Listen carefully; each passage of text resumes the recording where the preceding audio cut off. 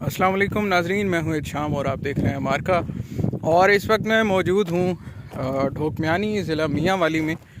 और मेरे सामने स्ट्रक्चर है एक कमरा नुमा, और ऊपर से देखा जाए तो इसका एक गुंबद है। लेकिन ये कोई मस्जिद नहीं, ये कोई मंदिर नहीं है। और ये जो स्ट्रक्चर है ये प्री पार्टीशन है, हत्ता कि मौरखीन के मुताबिक ये अंग्रेज़ दौर से भी पहले का है, ब्रिटिश राज से भी पहले का है। मकामी ज़ुबान में हम इसे कहते हैं गुमटा, और इस जगह को कहते हैं गुमटा अली ढेरी। ये स्ट्रक्चर आप देख सकते हैं, ये बिल्कुल क्लियर है। और इसमें एक बहुत ही यूनिक और पुरानी तर्ज का ये पत्थर इस्तेमाल हुआ है। और ये इसको हम अपनी मकामी लैंग्वेज में खंगर का पत्थर कहते हैं। और कुछ यहाँ पे मकामी तौर पे इमारत हैं जहाँ पे ये इस्तेमाल हुआ है। तो ये जो पत्थर है ये बड़ा कीमती और नायाब पत्थर है इस दौर में, क्योंकि ये पानी से इस पत्थर को निकाला जाता है। और ये पानी में काफ़ी हज़ारों सालों तक जो चीज़ें रहती हैं फिर वो जम जाती हैं, इकट्ठी होती हैं, तब ये पत्थर बनता है। तो आई गेस ये वही पत्थर है। बाकी आर्कियोलॉजी से ताल्लुक़ रखने वाले हजरात मज़ीद हमारी रहनुमाई कर सकते हैं। बहरहाल जी, ये इसकी एक इंटरेस्ट है छोटी सी। और ये आप देख सकते हैं इसका अंदरूनी हिस्सा, इसकी छत हल्की फुल्की तोड़ फोड़ का शिकार है, लेकिन बाकी ये अभी अपनी सही हालत में कायम है।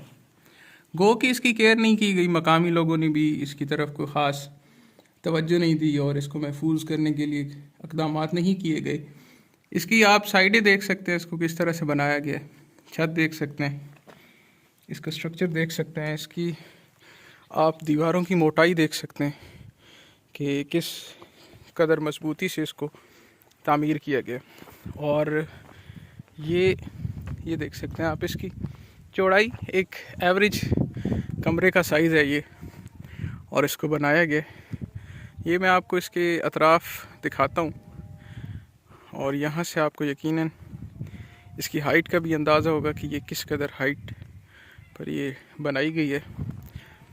तो ये इस मकाम पर इस तरह के 2 रूम्स मौजूद हैं, 2 कमरे हैं, और दरमियान में एक मुसल्ले की जगह है। मुसल्ले की जगह हम उसको कहते हैं जो बिलखुसूस नमाज के लिए एक डेडिकेटेड जगह होती है, बनाई जाती है, वो मौजूद है।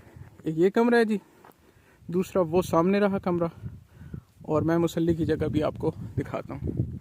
अब इनसे जो हिस्ट्री वाबस्ता है और एसोसिएटेड है वो ये है कि ये मुग़ल दौर में बनाए गए थे, और सिमत के तयन के लिए ये आपको इस पूरे रीजन में, पूरे ख़ित्ते में कुछ कुछ फासले के बाद ये आपको इस तरह के स्ट्रक्चर्स, इस तरह की चीज़ें मिलती हैं।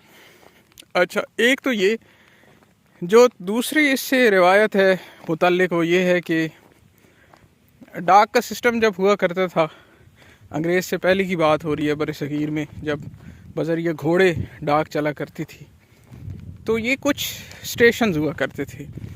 एक डाकिया पीछे से आएगा डाक लेके, वो एक जगह आके स्टे करेगा, रुकेगा उसकी घोड़े की, उसके इंतज़ाम की जगह। दूसरा फिर यहाँ से मज़ीद आगे लेके जाएगा, उसको कैरी करेगा।